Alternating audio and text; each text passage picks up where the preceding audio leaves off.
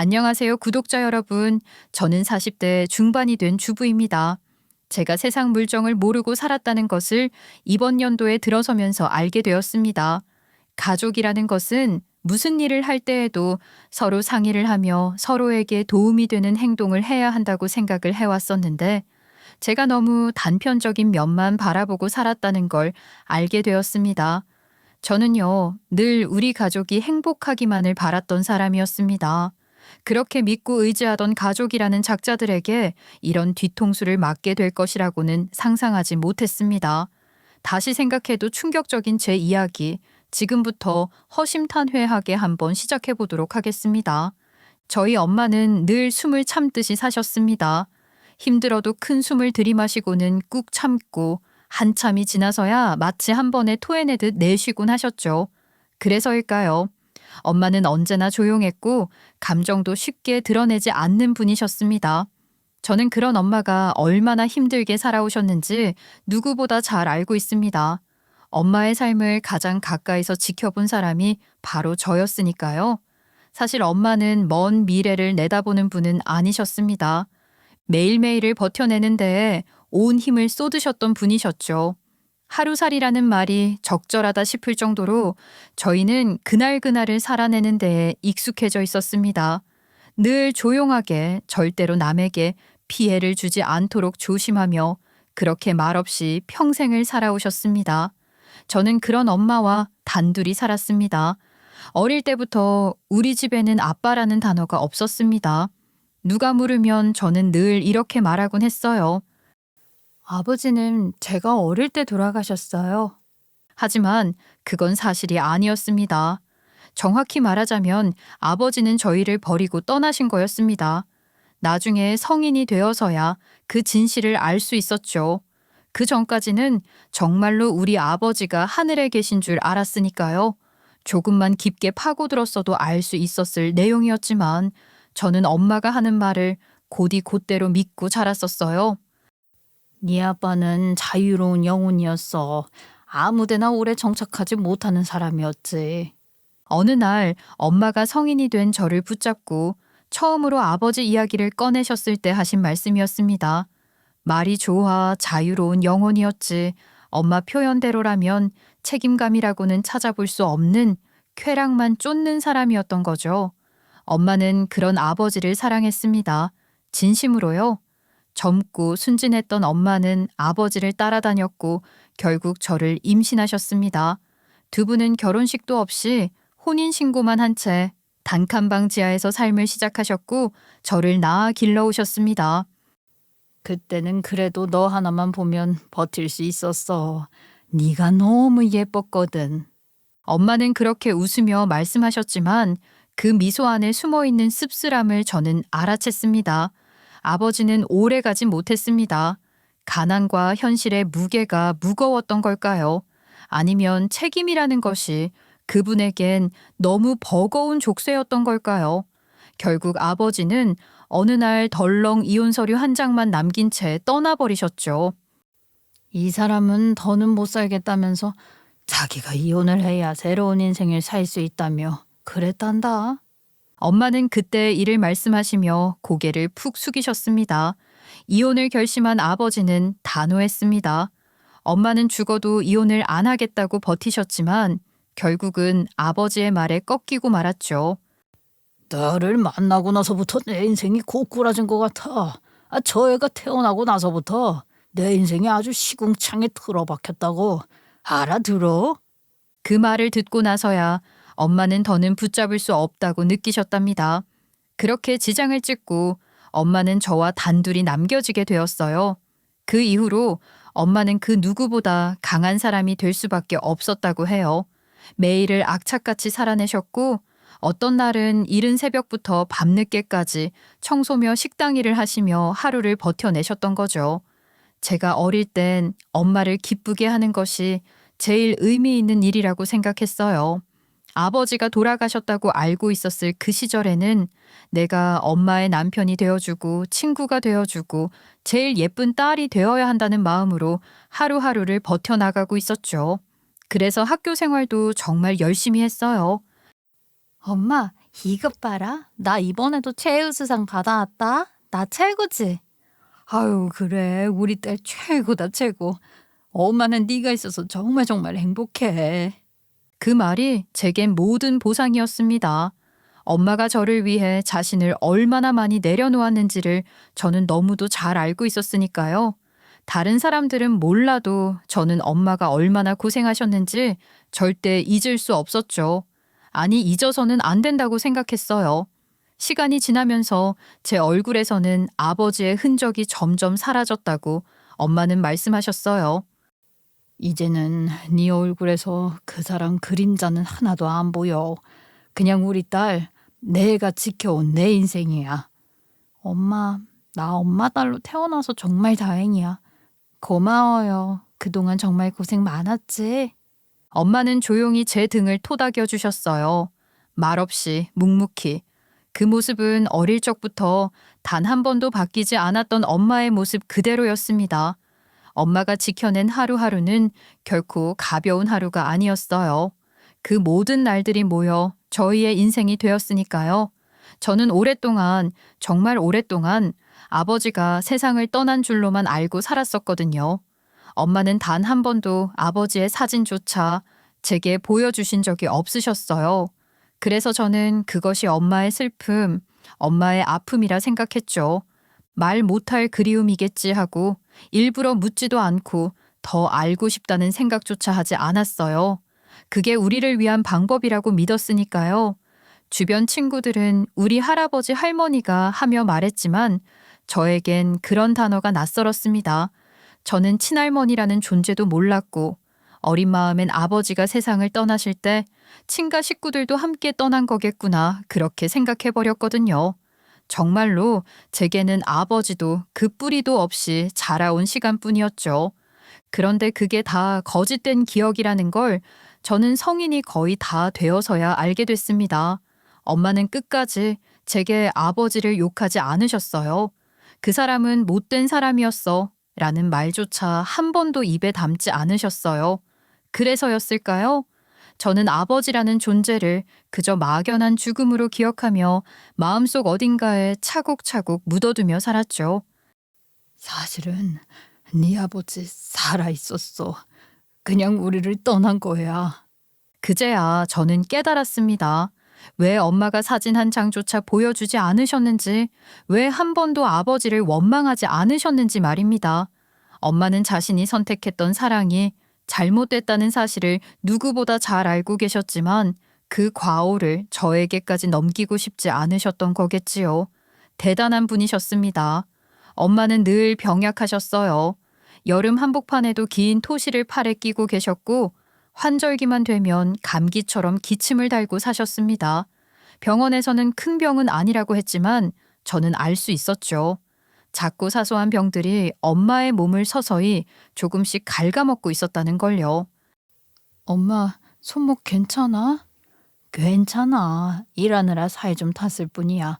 이거 토시하면 조금 덜하거든. 하지만 괜찮다는 그 말은 어느 순간부터 아프다라는 의미로 들리기 시작했어요. 엄마는 늘 시장 한쪽 바닥에 무릎을 꿇고 장사를 하셨죠. 쪼그려 앉아 반찬통을 채우고 그 사이사이 저를 향해 웃음을 건네시곤 했죠.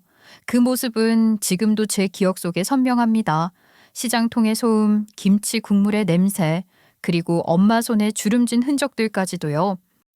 딸, 오늘은 미역 무침이랑 고등어가 잘 나갔어. 다음엔 좀 더 가져가야겠다. 엄마, 그럼 저녁은 남은 걸로 먹어요. 아니야, 너는 고기 반찬 먹어야지. 몸이 자라는 때인데.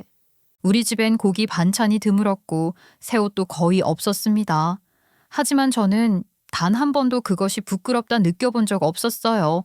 오히려 엄마가 얼마나 고생하시는지 어린 마음에도 너무나 뚜렷이 느낄 수 있었기 때문이었죠. 그래서 저는 늘 다짐했어요. 엄마가 번 돈을 헛되이 쓰지 말자. 절대로 물 쓰듯 쓰지 말자고요. 제 안엔 아주 어릴 적부터 책임이라는 단어가 뿌리 깊게 자리 잡고 있었던 탓이죠. 비록 아버지는 책임감이라고는 손톱만큼도 없으셨지만 저는 마치 그 사람이 갖지 못한 책임감까지도 저 혼자 안고 태어난 사람처럼 살았어요. 절대로 엄마에게 짐이 되지 않겠다는 생각, 제가 이 가정을, 저희 둘만의 세상을 지키겠다는 생각이 마음을 떠난 적이 없었어요. 다행스럽게도 저는 책을 좋아했어요. 책장을 넘기는 소리를 들으면 마음이 안정됐고, 활자를 읽다 보면 세상에 저 혼자만 있는 것 같지 않다는 기분이 들었습니다. 그래서 공부는 한 번도 게을리 해본 적이 없었어요. 물론 사정이 넉넉지 않아 남들 다 다닌다는 학원은 한 군데도 가지 못했지만, 저는 그만큼 교과서를 달달 외워가며 수업 시간에 모든 것을 쏟아붓는 아이였습니다. 이해가 가지 않는 부분이 있으면 주저하지 않고 선생님을 붙잡고 물어봤어요. 친구들과 놀고 싶은 마음도 있었지만, 저는 엄마의 고생을 알기에 무엇보다도 제가 이 삶을 제대로 붙들어야 한다는 책임감이 우선이었죠. 아버지의 부재, 엄마의 고생, 그리고 책임이라는 단어, 그 세 가지가 제 유년기를 이루고 있었어요.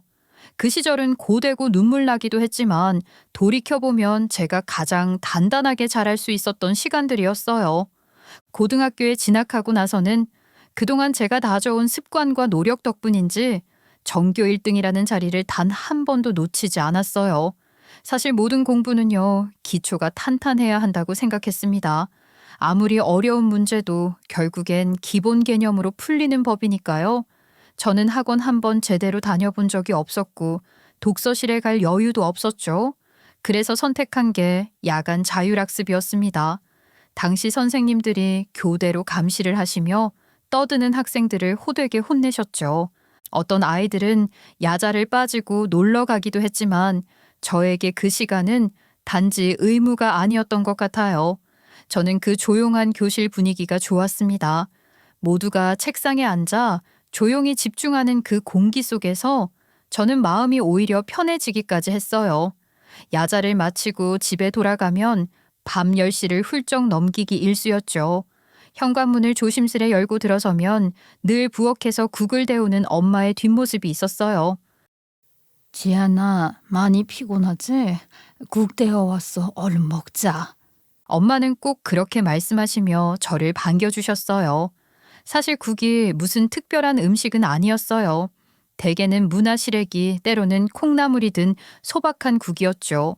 하지만 저는 그 국을 앞에 두고 앉을 때마다 이런 생각을 했습니다. 언제까지 먹을 수 있는 국일지 모르겠지만 이 국이 식기 전에 성공을 하겠노라 하고 말이에요. 그 결심은 헛된 게 아니었습니다. 저는 마침내 대학에 합격했죠. 서울대나 연세대, 고려대 같은 학교도 입학을 할 수 있는 성적을 냈어요. 하지만 저는 그 대학들을 선택을 하지 않았어요. 못했다고 표현하는 게 맞을지도 모르겠네요. 그 이유는 단 하나, 장학금 때문이었습니다. 엄마, 등록금 걱정 안 하셔도 돼요. 장학금 받는 조건으로 들어가는 학교에 합격했어요. 제가 그렇게 말했을 때 엄마는 조용히 제 손을 꼭 잡으셨습니다. 말없이 눈물만 고이셨죠. 사실 저는 우리 형편을 누구보다 잘 알고 있었어요. 생활비도 빠듯한 상황에서 비싼 등록금을 감당해달라고 말할 수는 없었던 거죠. 그래서 조금은 이름이 덜 알려졌지만 그 누구나 아는 괜찮은 대학에 진학하기로 마음을 먹었어요. 다행히 성적에 따라 전액 장학금을 받을 수 있었고 그 덕분에 엄마의 가장 큰 걱정을 덜 수 있었죠. 장학금을 졸업할 때까지 꼭 받을 테니까 엄마는 아무런 걱정도 하지 말라고 당당하게 말을 했어요. 그리고 그 말이 허풍이 아니라는 걸 저는 스스로 증명했습니다. 학부 4년 내내 장학금을 단 한 번도 놓치지 않았거든요. 그 사이 엄마는 점점 더 늙고 더 마른 사람이 되어 가셨어요. 예전엔 시장에서 반찬을 팔다가도 씩씩하게 저를 반겨주시던 모습이었는데 이제는 작은 계단도 숨을 고르며 올라가셔야 할 정도가 되셨죠.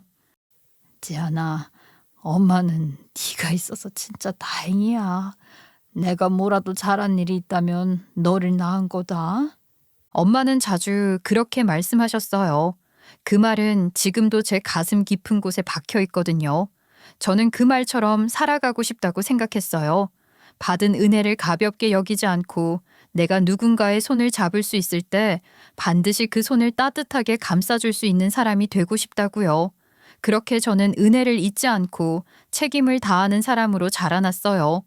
누군가에게 상처 주지 않으려고 애쓰는 마음, 그리고 무엇보다 엄마가 저를 바라보며 잘 키웠다고 자랑스러워 하실 수 있도록 살기 위해 하루하루를 정직하게 살아왔죠. 엄마는 평생을 저 하나의 모든 것을 거셨고 저는 그 믿음을 저버리고 싶지 않았어요.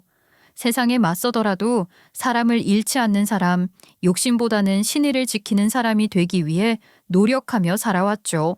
그렇게 저는 회사를 선택했습니다. 저는 곧장 취업 준비에 나섰고 결국 원하던 기업에 합격하게 되었어요. 석사 학위 덕분인지 제 전공이 회사와 잘 맞았던 덕분인지 면접에서도 좋은 인상을 남겼던 것 같아요. 엄마, 나 드디어 취직했어. 이제 나도 어엿한 사회인 되었다고. 아이고, 그래? 아이고, 우리 딸, 이제 좀 숨 좀 돌리겠네. 정말 수고했다. 엄마는 그렇게 말씀하시며 제 손을 꼭 잡아주셨어요. 그러면서도 여전히 당신 손으로 일을 하시겠다고 고집을 부리셨죠. 저는 그게 참 못마땅했어요.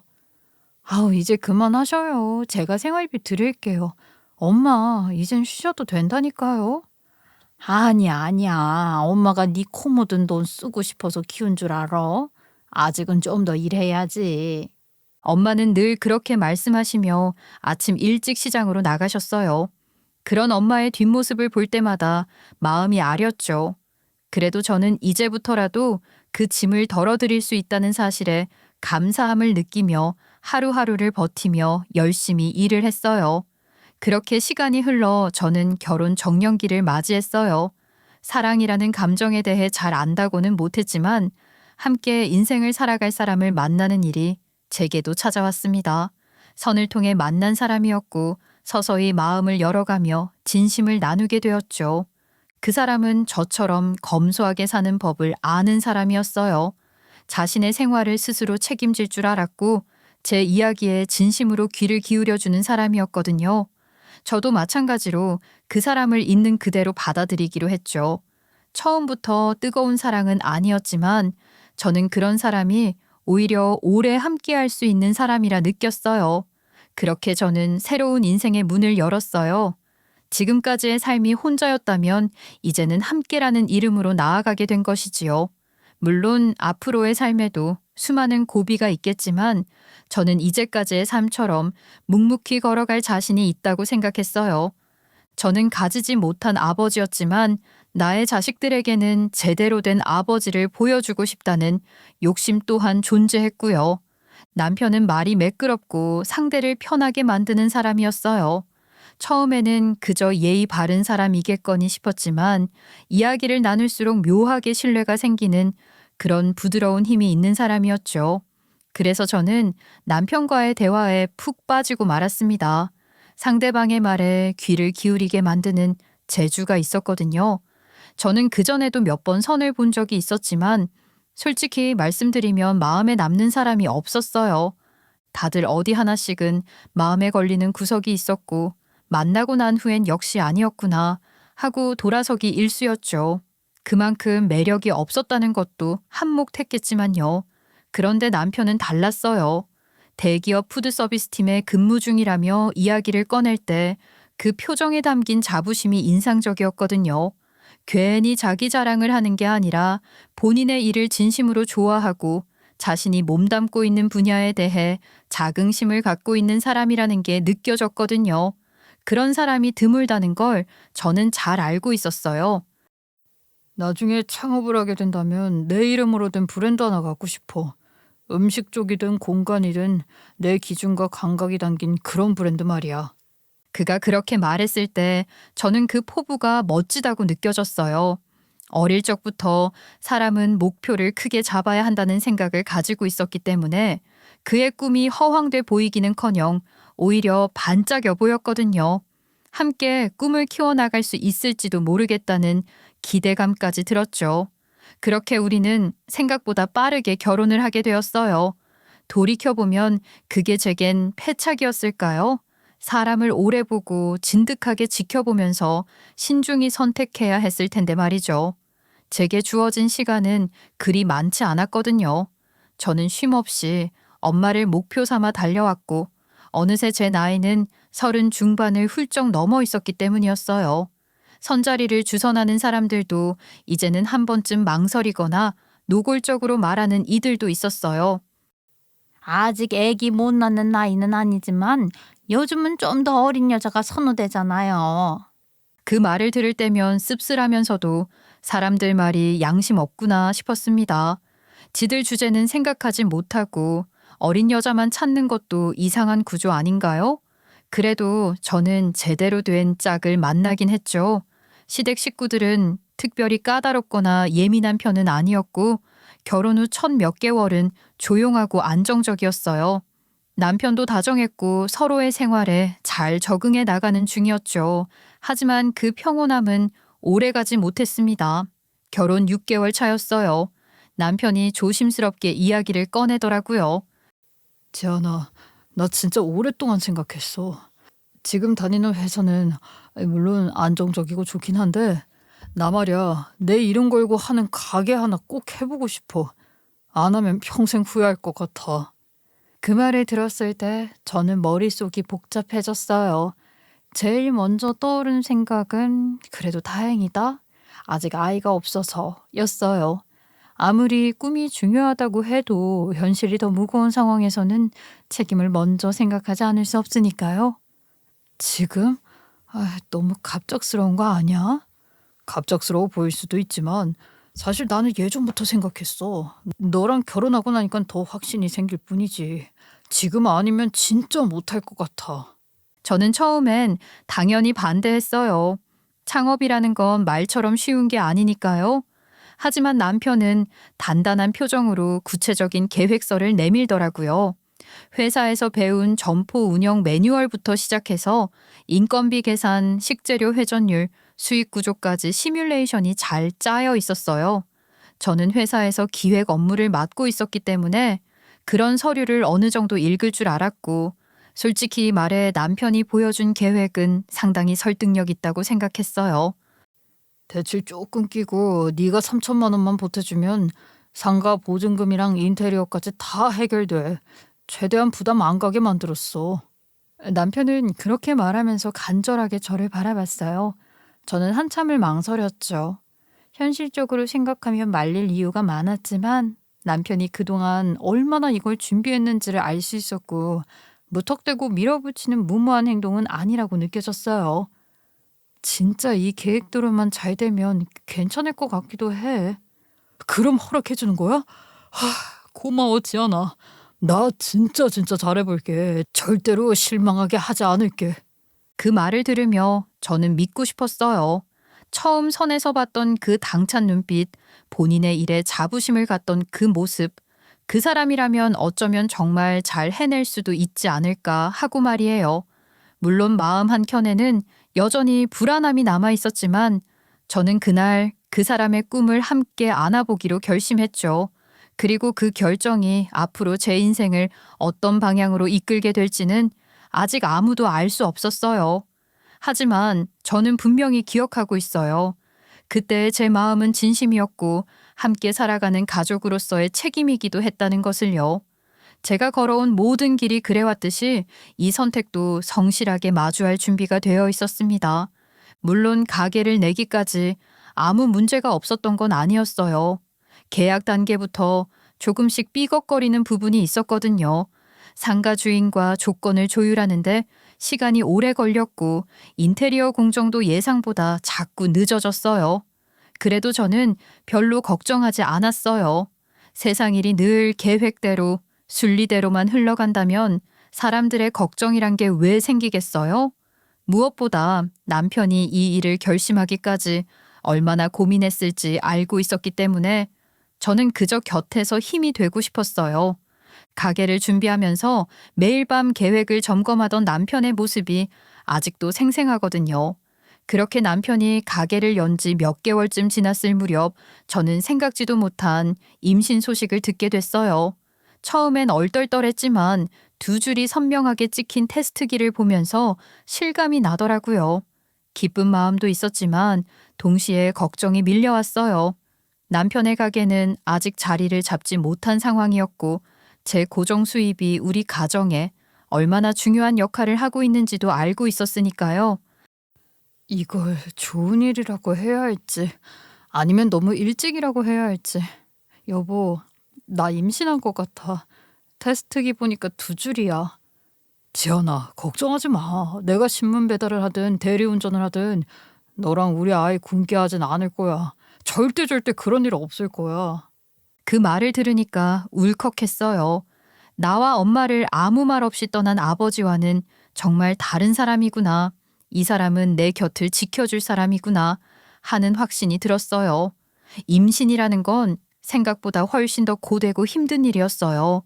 배가 불러오면서 호흡도 점점 힘들어졌고 입덧은 막달까지 계속됐어요. 뭘 먹으면 토하고 안 먹으면 속이 뒤집히고 하루하루가 진짜 버티는 싸움 같았어요. 그때 제 곁을 지켜준 건 역시 엄마였어요. 이미 연세도 있고 몸도 많이 약해지셨는데 하루도 빠짐없이 저를 챙겨주셨어요. 지연아, 죽이라도 좀 떠났으니까 한 숟가락이라도 먹자. 아우, 엄마, 냄새만 맡아도 울렁거려. 아우, 나 진짜 한 숟가락도 못 먹을 것 같아. 그래도 배고프면 아기도 힘들잖아. 조금만 먹어보자, 응? 엄마 덕분에 저는 간신히 하루하루를 버틸 수 있었어요. 그렇게 10달을 품고 낳은 아이는 제 인생에서 가장 소중한 선물이 됐죠.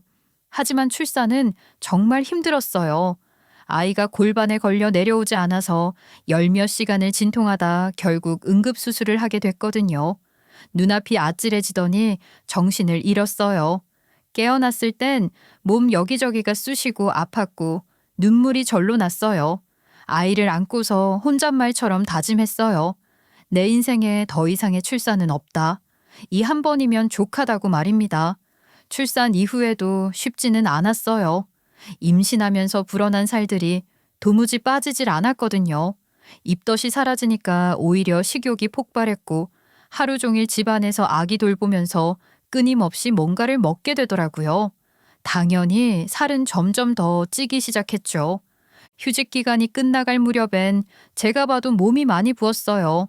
원래 입던 옷들이 하나같이 맞지 않았고 출산 전에 제 모습이 아득하게 느껴졌어요. 하지만 아이가 건강하게 자라고 있다는 사실 하나만으로도 모든 게 위로가 됐어요. 그 무렵 다행히 남편의 사업이 점점 자리를 잡기 시작했어요. 단골 손님이 생기고 매출이 서서히 오르더니 가게가 안정되기 시작한 거예요. 남편도 표정이 한결 밝아졌고 저도 그 모습을 보며 안심할 수 있었어요. 그리고 휴직 기간이 끝이 나고 제가 회사에 복직한다는 말을 꺼냈을 때 시댁 식구들의 반응은 예상보다 훨씬 컸어요. 어머나, 아이 그러면 애는 누가 키우게? 와, 옳게 독하다. 애 키우려면 지금이 제일 손 많이 갈 때인데 그 나이에 엄마 손이 얼마나 중요한데 복직을 하겠다는 소리를 해? 사실 저도 마음이 편하진 않았어요. 돌막 지난 금쪽 같은 우리 아이를 두고 다시 출근길에 오른다는 게 쉬운 일은 아니었어요.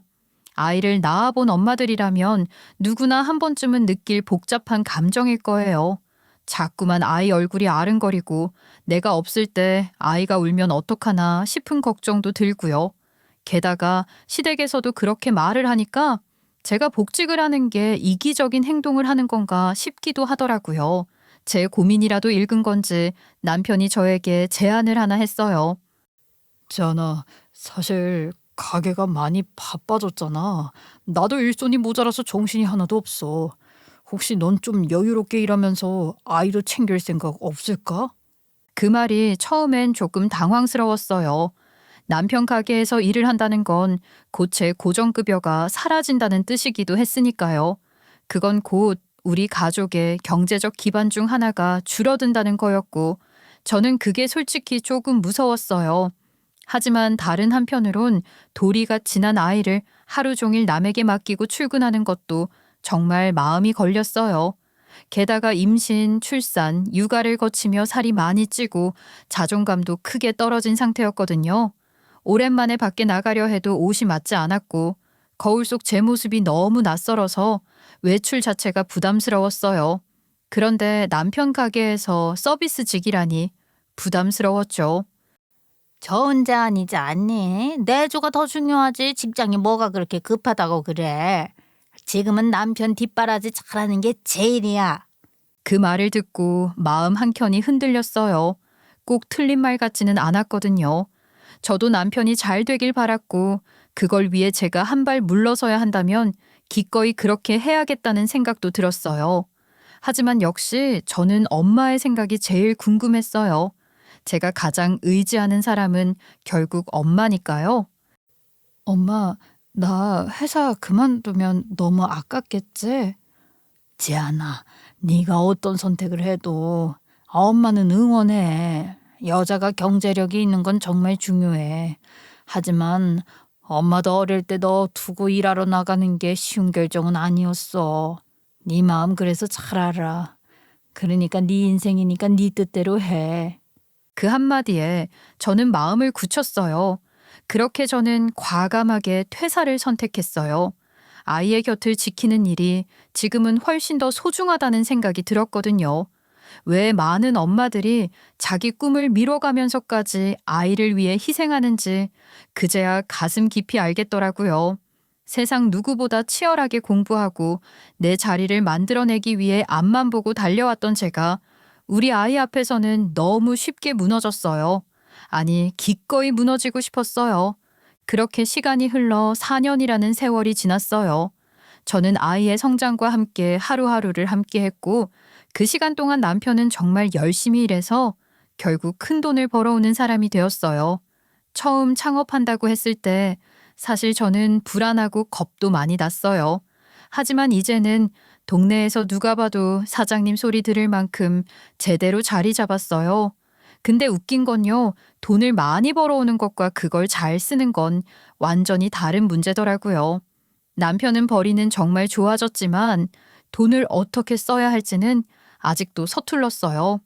남편은 시간이 지나면서 점점 짠돌이가 되어갔어요. 아이를 위해 써야 하는 고정 지출, 예를 들면 세금이나 보험료, 생활비 같은 것들은 딱 맞춰서 제 생활비 통장에 넣어주곤 했죠. 겉보기엔 합리적이라고 볼 수도 있었어요. 하지만 제가 뭔가 조금이라도 필요할 때마다 꼭 남편에게 허락을 받아야만 추가 비용을 받을 수 있는 구조가 되자 마음이 서서히 불편해지기 시작했어요. 어느 날은 생필품 몇 가지를 사려고 이거 좀 사야 할 것 같아라고 말했더니 남편이 정색을 하며 이러는 거예요. 당신이 돈을 벌어오는 것도 아니잖아? 당신이 막 쓰면 우리 노후는 어쩔 건데? 애 대학도 잘 보내야지. 내가 언제까지 이만큼 벌 수 있을 것 같아. 말의 일리가 없지는 않았어요. 돈이라는 게 끝없이 들어오는 게 아니고 미래를 생각하면 분명 절약이 필요하긴 하니까요. 하지만 생활력이 강한 거랑 짠돌이인 건 확실히 다른 문제예요. 저는 점점 더 눈치를 보게 되고 자존감도 낮아졌어요. 그렇게 불편한 나날을 보내고 있을 때쯤 저희 엄마가 자꾸 병원을 드나들기 시작했어요. 하루는 정형외과, 하루는 내과, 잔병 치레가 잦아지더니 어느 날 엄마에게서 전화가 왔어요. 목소리가 살짝 떨리는 것 같았어요. 지안아, 저 혹시 돈 좀 줄 수 있을까? 왜요, 엄마? 무슨 일 있어요? 아니, 엄마가 생전 돈 달라는 소리를 안 하던 사람이 왜? 무슨 일인데? 백내장 수술을 받아야 한다고 하네. 병원에서 말하기를 돈은 다 해야 한다고 하더라. 근데 보험으로는 커버가 안 되는 부분이 좀 있어서. 백내장 수술을 양쪽 다 해야 된다고?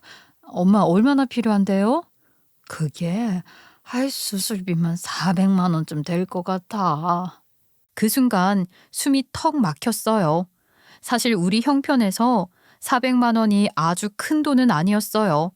제가 여전히 회사를 다니고 있었다면 주저없이 들였을 돈이었죠. 하지만 지금은 남편이 외벌이로 가정을 꾸려가고 있는 상황이라 그 말을 꺼내는 것도 괜히 눈치가 보였어요. 남편은 요즘 유독 돈 문제에 예민했거든요. 한 달에 나가는 임대료며 알바생 월급, 재료비까지 생각하면 가게 운영이 녹록지 않다는 걸 알긴 했어요. 그래도 그 돈은 우리 엄마 건강을 위한 돈이었으니까요. 자기야, 우리 엄마가 백내장 수술을 받으셔야 한대. 두 눈 다 해야 하는데 보험으로는 안 되는 금액이 있어서 400만 원 정도 필요하대. 그래서 뭐 지금 그 400만 원이라는 돈을 나한테 달라는 거야? 지금 가게 자금 상황 너무 안 좋아. 보증금도 빠졌고 이달 인건비도 빠듯하다고. 알지. 그래도 400만 원이 없는 건 아니잖아. 당신 펀드도 있고 주식도 있고 그동안 모아둔 비상금도 있잖아. 400만 원이 큰 돈이 아니라고? 그거면 알바생 3명 월급이야. 당신은 돈 버는 걸 몰라서 그래. 그래도 남 일도 아니고 우리 엄마잖아. 평생 고생만 하신 분인데 눈 수술 하나 못 해드리면 그게 딸이야? 여보, 잘 들어. 우리가 둘이 잘 살려면 이제 장모님도 본인 노후는 알아서 챙기셔야 돼. 나중에 우리 부모님 일 생겨도 나 혼자 해결할 테니까 너도 네 쪽은 네가 알아서 해. 그게 공평한 거지. 그 말을 듣는 순간 숨이 막히는 듯 했어요. 너무 치욕스러웠어요. 엄마가 늘 말하던 경제력이 있는 여자가 돼야 한다는 말이 머릿속에서 떠나질 않았어요. 그땐 그냥 막연히 듣기만 했는데 그 순간만큼은 그 말이 칼처럼 박혔어요. 만약에 내가 돈을 벌고 있었다면 이 말 들었을까 싶더라고요. 괜히 엄마한테 미안하고 제 자신이 한없이 작아졌어요. 아이에게 엄마로서 떳떳하려면, 아내로서 목소리를 내려면 결국 나도 내 이름으로 된 월급이 있어야 한다는 걸 그제야 뼈저리게 느꼈어요. 하지만 문제는 그 다음이었어요. 3주쯤 지났을까요? 평소와 다름없이 아이와 놀아주고 있는데 시어머니에게서 다급하게 전화가 걸려왔어요. 어머니, 무슨 일이세요? 전화를 받자마자 저는 그렇게 물었고 시어머니는 숨을 헐떡이며 말씀하셨어요. 야, 지안아, 나 계단에서 굴렀다. 허리도 다리도 다쳐가지고 응급수술에 들어가야 한다지 뭐냐. 나 지금 병원이야. 말끝이 흐려졌지만 상황은 대충 짐작이 갔어요. 곧바로 병원으로 향했고 도착하자마자 남편이 허둥지둥 뛰어다니며 접수하고 의사 선생님 설명을 듣고 있었죠. 의사 말로는 허리에 있던 디스크가 터졌고 다리도 골절이라서 둘 다 수술이 필요하다고 했어요. 게다가 시어머니 연세를 생각하면 장기 입원이 불가피하다고 했고요. 특실로 옮기시는 게 나을 것 같아요. 고령 환자분들은 심리적 안정도 중요하거든요. 네, 그럼 당연히 특실로 해주세요. 그리고는 갑자기 남편이 저를 쓱 쳐다보더니 눈치를 슬쩍 살피면서 지갑을 안 가져왔다면서 시어머니 계좌로 이체를 해주겠다고 말했어요. 그렇게 휴대폰을 꺼내들고 송금하는 모습을 힐끔 바라봤는데 순간 저는 눈을 의심했어요. 0이 너무 많았거든요. 처음엔 1,000만 원을 보내는 줄 알았거든요. 그런데 다시 보니 아니었어요. 1억 원. 숫자가 잘못된 줄 알고 2번, 3번 다시 확인했어요. 1,000만 원이 아니라 1억 원이었어요. 아니, 여보. 수술비 다 하고 입원비에 간병비까지 다 해서 보험금 받으면 지금 당장 필요한 돈이 2천만 원도 안 될 것 같은데 1억을 보내는 게 말이 돼? 우리 엄마 혼자 여기 어떻게 있어? 당신이 애 내팽개치고 여기 와서 간병할 것도 아니잖아. 간병인도 써야 되고 특실 쓰기로 했고 앞으로 통원 치료도 해야 하고. 그럼 이 정도는 있어야지. 아니, 그럴 거면 보험은 왜 들어? 보험으로도 대부분 지원 나오잖아. 아들이 돈 잘 버는 사장님인데 그 정도도 못 해주냐? 당신 왜 그래 요즘? 언제는 임대료에 인건비에 돈 부족해서 모자란다며. 그러면 우리 엄마는? 우리 엄마가 백내장 수술한다고 470만 원 달라고 했을 땐 그건 안 된다고 했잖아. 아이씨, 여기까지 와서 큰 소리 나게 만들 거야? 그래, 각자 부모는 각자 챙기자고 내가 했잖아. 나도 그때 당신한테 뭘 안 했고 지금은 내가 우리 엄마 챙기는 거야. 내 돈인데 왜 허락받고 써야 되냐? 그 말에 저는 병원 복도 한가운데서 멈춰 섰어요. 숨이 턱 막히고 눈앞이 어질어질했어요. 뭔가가 확 무너져 내리는 느낌이었어요. 그동안 억누르고 있던 감정들이 한순간에 터질 것만 같았어요. 아무리 각자 부모를 알아서 챙기자고 해도 그렇죠. 제가 남편 가게에서 일을 돕는 것 말고는 따로 수익이 나는 것도 아닌데 어떻게 각자 알아서 챙기는 게 가능하겠어요? 그때 남편 휴대폰이 요란하게 울리기 시작했어요. 남편은 전화를 받으며 말했어요. 지금 갈게. 가게 잠깐만 봐주면 돼. 아, 여보, 나 지금 가게 나가야 하거든. 어머니 수술 끝나면 전화 줘. 그 말만 남기고 남편은 급히 병원을 나가버렸어요. 저는 시어머니가 수술실에 들어가는 걸 멍하니 바라봤어요. 뭔가 설명을 듣긴 했는데 귀에 하나도 들어오지 않았어요. 그 자리에 그대로 서 있으면서 저는 생각했어요. 경제력이 있다는 게 결국 이런 차이를 만드는 건가 하고요. 내가 돈을 벌고 있었다면 이런 모욕을 받지는 않았겠지. 내가 내 통장에서 바로 꺼낼 수 있는 돈이 있었다면 엄마가 그 돈을 부탁하면서 그렇게 조심스럽게 말하지 않아도 됐겠지. 별 생각이 다 들더라고요. 저는 병원 복도 의자에 가만히 앉아서 한참을 생각했어요. 아무리 머리를 굴려봐도 도저히 이해가 되지 않았거든요. 내가 우리 엄마 백내장 수술비 400만 원을 다 못 들여서 쌈짓돈 200만 원을 겨우 모아 건넸던 기억이 생생한데 남편은 아무렇지도 않게 시어머니에게 현금 1억 원을 송금한다니 그게 말이 되는 일이냐고요. 너무 어이가 없고 기가 막혀서 웃음이 다 나왔어요. 그저 한심하다는 듯이 웃음만 새어나왔죠. 몇 시간 뒤 시어머니가 수술을 마치고 병실로 들어오셨어요. 수술 후라 몹시 지쳐 보이셨지만 병실 안을 둘러보는 순간 제 눈이 먼저 휘둥그레졌어요. 특실은 정말 말도 안 되게 좋았어요. 침대는 고급스럽고 옆에 붙은 소파는 마치 호텔 라운지에나 있을 법한 디자인이었고요. 커다란 TV는 벽 전체를 차지할 만큼 컸고 테이블 위에는 병원 측에서 제공하는 고급스러운 다과까지 준비돼 있었어요. 그런데 더 놀라운 건 병실 안에 간병인이 벌써 와 있었다는 거예요. 얼마나 빠르게도 일 처리를 했는지 우리 엄마한테는 왜 이렇게 못해준 건지 눈물이 핑 돌더라고요.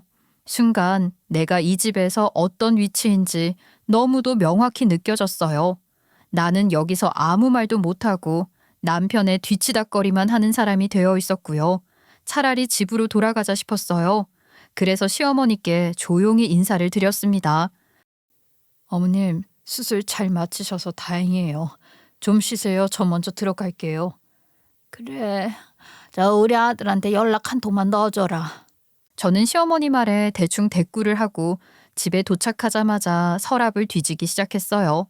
서류들이 든 파일 바인더를 꺼내 한 장 한 장 넘기는데 손이 살짝 떨리더라고요. 그리고 그 안에서 찾은 건 바로 프랜차이즈 본사와 남편이 맺었던 사업 계약서였어요. 문서 위에 선명하게 적힌 이름, 그건 바로 제 이름이었어요. 결혼하고 6개월쯤 지나 남편이 다니던 회사를 그만두고 창업을 하겠다고 했을 때 문제가 하나 있었죠. 남편이 제게 가게 명의를 제 이름으로 해달라고 요청했던 일이 있었거든요. 아니, 왜 내 이름으로 해? 당신이 하려는 사업인데 당신 이름으로 해야지. 내가 그 예전에 부동산 투자 실패하면서 사업자 등록 이력 꼬였거든. 세무서에 걸려있는 게 있어서 내 이름으로 새 사업자 내면 세금 추징이 걸릴 수 있어. 그럼 사업을 안 해야 되는 거 아니야? 진짜 미안해. 숨기려고 한 건 아니야. 이번 한 번만 좀 도와줘. 이거 정말 대박 날 것 같아서 그래. 네 이름만 빌려주면 돼. 실질적인 운영은 내가 다 할 거고 법적으로도 문제 하나도 없어. 그리고 수익도 나누자. 명의만 빌려줘. 그때 저는 남편이 얼마나 간절하게 애절하게 말했는지를 기억해요. 무릎을 꿇을 듯한 표정으로 저를 바라보며 부탁하던 그 눈빛이 아직도 선하거든요. 저는 결국 마음이 약해져서 고개를 끄덕였고요. 이거는 그냥 서류상일 뿐이야. 가게는 내가 다 돌릴 거고 넌 그냥 회사 일 열심히 하면 돼. 신경 쓸 거 하나 없어. 그럼. 남편은 그렇게 자신 있게 말했어요. 그 말은 아이를 낳기 전까지만 유효했죠. 회사에서 퇴사하고 육아에 전념하게 되면서부터 저는 그 서류상의 명의자라는 껍데기만 남게 됐고 실제 운영에는 아무 권한도 없는 사람이 되어 있었습니다. 하지만 지금 그 문서를 다시 들여다보니 모든 생각이 달라졌어요. 이건 그냥 서류상의 명의가 아니야. 내 이름으로 된 사업, 내 책임 아래 있는 사업, 그 돈의 흐름과 법적인 모든 권한은 다 내게 있다는 것이라는 말과 다를 게 없었으니까요. 그제야 뭔가 또렷해졌어요. 내가 지금껏 얼마나 허울뿐인 위치에 있었는지, 그리고 남편이 내 이름을 어떻게 이용해 왔는지를요. 그동안 저는 그저 믿고만 있었어요. 남편이 나와 우리 아이를 위해 열심히 일하고 있다는 그 사실 하나만으로 모든 걸 용서해 왔죠. 생활비가 빠듯해도 내 엄마 수술비 한 번 거절당해도 눈 딱 감고 넘어갔어요. 하지만 이제는 아니었어요. 그 계약서를 두 손으로 꼭 쥐고 저는 아주 오랜만에 마음을 굳게 먹었어요. 이제는 제 몫을 제 자리를 찾아야겠다고 생각했어요. 그래야 더는 이런 모욕을 당하지 않을 테니까요. 사실 저도 처음부터 마음이 편했던 건 아니었어요. 남편에게 명의를 빌려주기로 결심했을 때부터 뭔가 마음에 걸리는 구석이 있었거든요. 결정적인 계기는 제가 어느 날 우연히 듣게 된 대화 때문이었어요. 그날은 회사에서 일이 일찍 끝나 조용히 집에 들어왔고 현관문을 닫을 때 소리도 내지 않았기 때문에 남편과 시어머니는 제가 들어온 걸 전혀 모르고 있었던 거죠. 두 사람의 목소리가 거실에서 작게 흘러나오고 있었어요. 세무조사 피하려면 이건 마누라 이름으로 돌려놔야 해. 내가 명의 빌리는 거라 가족이니까 문제 없는 거지 뭐. 그래도 나중에 며느리가 그 땀만 먹으면 어쩌려고 그러냐? 그냥 걔는 지금 돈 벌 때 세금 문제 해결하라고 한 게 낫지 않겠어? 그랬다가 세금 추징 금액 보고 이혼하자고 하면 어쩌려고 그래 엄마? 그냥 버릇서 갚으면 되니까 걱정하지 마셔요. 그 순간 등골이 오싹했어요. 이게 뭔가 싶었습니다. 결국 내가 세무 리스크를 떠안는 방패였단 말이었다는 거죠. 그날 이후로 저는 남편을 조금씩 의심하게 됐어요. 겉으로는 아무렇지 않은 척했지만 속으로는 점점 거리를 두고 있었죠. 그래도 증거도 없고 막연한 의심만으로는 어떤 행동도 할 수 없었기에 꾹 참아왔어요. 하지만 며칠 전 시어머니에게 1억 원을 송금하는 장면을 보면서 저는 확신했어요. 아무리 그래도 1억이라는 돈을 그렇게 쉽게 보내는 사람이 맞아? 도대체 이 사람의 수입은 얼마인 건가 싶었거든요. 용돈을 조금씩 드린다는 얘기는 알고 있었지만 그게 몇십만 원, 많아야 몇백만 원일 줄 알았어요. 그런데 이런 큰 돈을 아무렇지도 않게 주고받는 걸 보면서 제 안에 합리적인 의심이 강하게 자리 잡았어요. 그래서 저는 움직이기 시작했어요. 사업자 명의는 제 이름이었고 가맹 계약서 역시 제가 서명한 서류였으니 저는 본사에 직접 연락해서 가맹점 수익 구조에 대해 문의했어요. 혹시 저희 매장의 월 평균 매출을 알려주실 수 있을까요? 대표님, 본사 기록상 잠시만요. 월 평균 매출은 약 4,500에서 5천만 원 사이로 잡혀 있어요. 그 말을 듣는 순간 머리가 띵했어요. 제가 알던 매출보다 훨씬 컸어요. 그런데 왜 생활비는 매번 빠듯했고 저는 손을 벌려야만 쓸 수 있는 구조였을까요? 더 깊이 알아보니 충격적인 사실이 하나둘 드러났어요. 남편이 본사 수익 중 일부를 시어머니 명의 계좌로 꾸준히 빼돌리고 있었고 가게 회계 관리도 시댁 식구들과 함께 손을 대고 있었어요. 저는 대표 이름만 달고 있었지 실질적인 권한도 정보도 전혀 갖고 있지 않았던 거죠. 그날 밤 저는 처음으로 이 결혼이 무너지고 있다는 확신이 들었어요. 남편에 대한 신뢰는 그 순간부터 완전히 사라졌고 제가 해야 할 일이 무엇인지 명확해졌어요. 조용히 책상 앞에 앉아서 모든 계약서, 가맹계약 부속 서류, 통장 사본, 회계장부를 스캔하기 시작했어요. 하나하나 차근히 제 개인 이메일로 저장했어요. 혹시나 몰라서 클라우드 백업도 해뒀고요. 그리고 저는 계획을 세웠어요. 정리를 하자. 법적으로 깔끔하게 이 사업을 마무리하자. 남편이 이런 식으로 나왔다면 나도 이제 지지 않겠다고 마음을 먹었어요. 왜 3주였냐고요. 시어머니 수술 이후 재활 기간까지 생각하면 그쯤이면 퇴원이 가능하겠다 싶었어요. 그 후로는 누가 집에서 간병을 하든 말든 제 알 바 아니었어요. 저는 새벽마다 일어나 계약 해지 절차를 하나씩 밟아 나갔어요. 본사에도 연락해서 이렇게 말했어요. 운영 중단을 고려 중이에요. 위약금이 발생하더라도 지금은 더 이상 가게를 유지할 이유가 없어서요. 본사에서는 조금 놀란 듯 했지만 바로 위약금 견적을 뽑아줬어요. 대표님, 계약 기간이 남아 있어서 해지 시 위약금은 약 1,800만 원 정도 예상됩니다. 단 철수 사유와 입증 자료에 따라 조정 여지가 있을 수 있습니다. 남편이 시어머니 병실에 붙박이처럼 머물고 있던 동안 저는 차곡차곡 준비해온 일들을 하나씩 처리해 나갔어요. 마음만 단단히 먹으면 일이라는 게 그렇게 오래 걸리지 않더라고요. 정리한 계약서들, 세무사와의 미팅 자료, 본사와의 메일 내역까지 이미 머릿속엔 모든 절차가 설계되어 있었고 저는 그 계획대로 조용히 움직였어요. 어느 정도 일 처리가 정리된 시점, 저는 가게 직원들을 하나씩 불러서 이야기했어요. 다음 달부터 폐업 절차 들어갑니다. 퇴직금은 법대로 정산해서 계좌로 보내드릴게요. 그동안 수고 많으셨어요. 말이 떨어지자 순간 가게 안이 조용해졌고 직원들 몇 명은 당황한 눈치였어요. 그중 아르바이트생 한 명이 남편에게 이 이야기를 전한 모양이었죠. 며칠 후 남편에게서 갑자기 전화가 왔어요. 그 직원들이 이상한 얘기를 하던데 가게 문 닫는다고? 내가 얘기했어. 이미 본사랑도 이야기 끝냈고. 남편은 전혀 눈치를 채지 못했던 것 같았어요. 저는 그걸 보며 속으로 이를 악물었어요. 당신이 그렇게 나를 무시하고 이용하고 멋대로 했던 시간 동안 나는 내가 가진 유일한 무기를 차근차근 꺼내고 있었던 거니까요. 주중에는 남편 모르게 세무사와 여러 차례 미팅을 했고 법적 해지 통보서와 계약 종료 서류도 꼼꼼히 정리해뒀어요.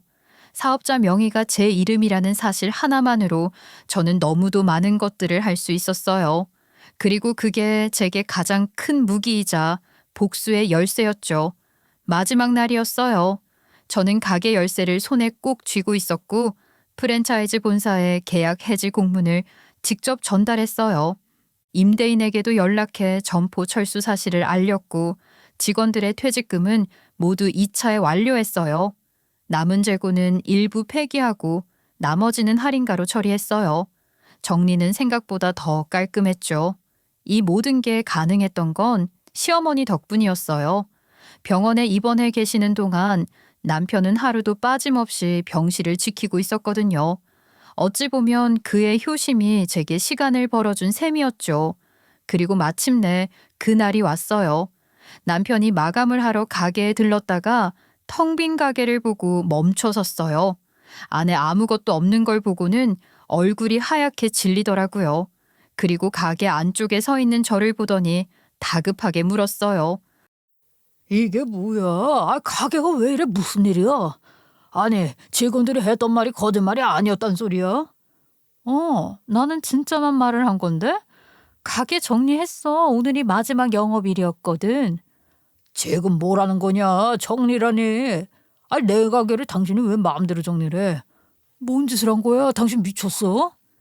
당신이 정신 나가 있던 지난 3주 동안 본사랑 계약 해지했고 점포 철수도 다 마쳤어. 연락이 안 갔나 보네. 내 명의로 되어 있으니까 그럴 리가 없지.